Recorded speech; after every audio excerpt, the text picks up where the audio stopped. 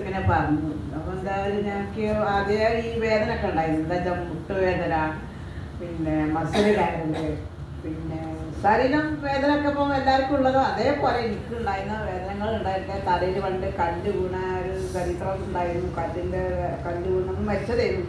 അതിനൊക്കെ രക്ഷപ്പെട്ട് ദൈവം കൊണ്ട് വന്ന് പിന്നെ ഈ വേദന, ഈ കഴുത്തിൻ്റെ വേദന വെച്ചാൽ അങ്ങോട്ടും ഇങ്ങോട്ടും തിരിക്കാനും മേട്ട് വെക്കാനും ഒന്നും കഴിക്കില്ല. ശരിക്ക് സ്വയം പറയാനും കൂടി കഴിക്കില്ലായിരുന്നു. അത് നേരത്തെ ഇപ്പോൾ ഈ പ്രോജക്റ്റ് വാങ്ങിയപ്പോൾ 70 വരെ പ്രോജക്റ്റ് കിടക്ക് വാങ്ങിയതിന് ശേഷം ഞാൻ അത് ശരിക്കും ഉപയോഗിച്ചതിന് ശേഷം എനിക്ക് ഒരാഴ്ച കൊണ്ട് തന്നെ വേദനകളൊക്കെ പിന്നെ സുഖമായിട്ടുണ്ട്.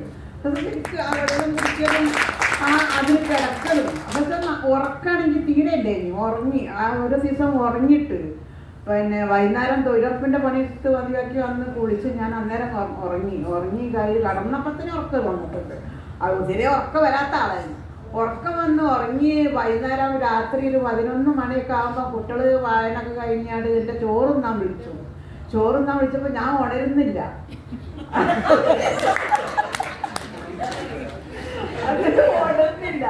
അപ്പോൾ ഈ കുട്ടികൾ എൻ്റെ പേരമോൾക്ക് കൊച്ചുമോൾക്ക് പറഞ്ഞേ, ഈ അച്ഛമ്മ എന്താ അങ്ങനെ ഉറങ്ങുന്നത്, ഇതുവരെ അങ്ങനെ ഉറങ്ങലില്ലല്ലോ, അപ്പോൾ എന്തുകൊണ്ടാണ് ഈ അച്ഛമ്മ ഈ കിടക്കെ കടന്നിട്ടാണോ എന്ന് കുട്ടികൾ മനസ്സിലാക്കി.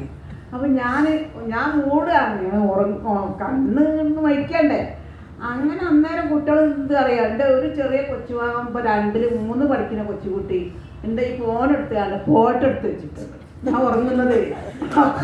അന്നേരം ഞാൻ അതൊന്നും അറിയില്ല, ഞാൻ ഉറങ്ങിയല്ലേ.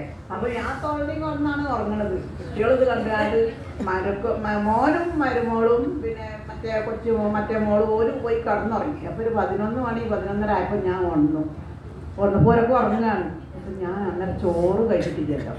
ഇപ്പം എന്തൊക്കെ അതേന്ന് വിചാരിച്ച് ഞാൻ വേഗം പിന്നെ ഒക്കെ പുറത്തൊക്കെ പോയി മുഖമൊക്കെ കഴുകി കയ്യൊക്കെ കഴുകിയാണ്ട് ഞാൻ ഭക്ഷണം കഴിക്കാൻ ചെന്ന് ഭക്ഷണം കഴിച്ചുകൊണ്ട് പിന്നെ ഉറങ്ങി.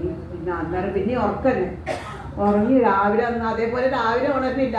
രാവിലെ ഉറക്ക് ഞാൻ കുറഞ്ഞിട്ട് കുറേ കാലമായി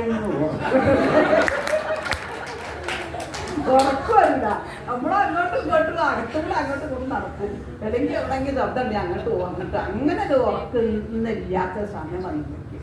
ആ ഉറക്കത്തിൽ ഇതിൽ കടന്നതിനനുസരിച്ച് വളരെ സന്തോഷമായിട്ട്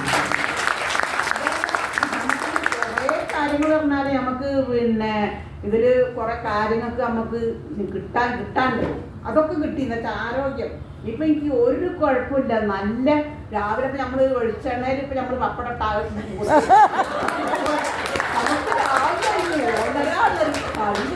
പറയാൻ പറ്റും. സന്തോഷമായ ഒരു സംഭവമാണ്. നമുക്ക് ദൈവത്തിൻ്റെ തുല്യായ സംഭവമാണ്. നമുക്ക് ഇതൊക്കെ എല്ലാവരും കിട്ടി കഴിഞ്ഞത് വാങ്ങി ഉപയോഗിച്ച അത് കേൾപ്പിക്കാൻ പറയണം. ആരോട് പറയാൻ എനിക്കൊരു വെച്ചതല്ല. ഞാൻ ആരോടും പറയും. ഏത് വലിയോടോട് എനിക്ക് പറയാനുള്ള കഴിവ് ഈ വരെയൊക്കെ ഇഷ്ടപ്പെട്ട ആരോഗ്യം നിലനിൽക്കുന്ന എത്രയോ മനുഷ്യന്മാർ കഷ്ടപ്പെട്ട് എത്ര ചികിത്സ ചെയ്തിട്ടും സുഖമാകാത്ത ആൾക്കാർ എത്രയോ ഉണ്ട് ഭൂമിയിൽ. ആരോടും ഇനി പറയുമ്പോൾ ഇപ്പം നമ്മൾ സാധാരണ ഇപ്പോൾ കുറേ ആൾക്കാരോട് പറഞ്ഞിട്ടുണ്ട്. പറയുമ്പോൾ പൈസ ഇല്ല. ഞാൻ പറയും, നിങ്ങൾ പൈസ ഇല്ല നിങ്ങൾ പറഞ്ഞിട്ട് കാര്യമില്ല. പൈസയുടെ നേരത്തെ നമ്മൾ ഉണ്ടാക്കലാണ്.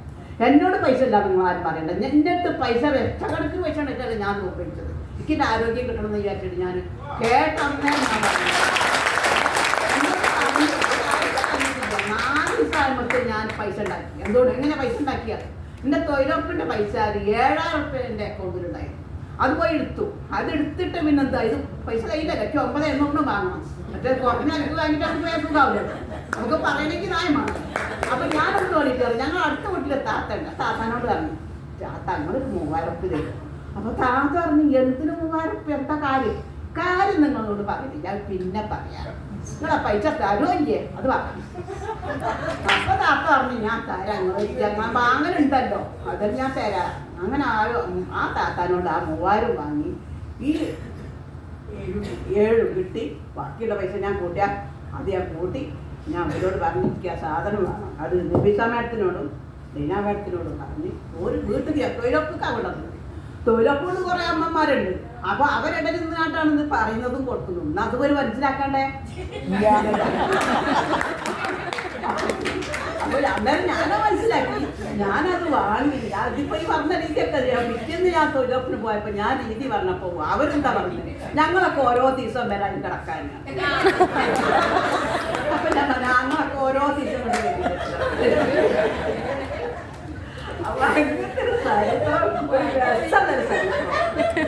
ആരോഗ്യം കിട്ടുന്നൊരു ചരിത്രം എന്ന് വെച്ചാൽ ഈ വകട്ട് പറഞ്ഞാൽ തീണ്ട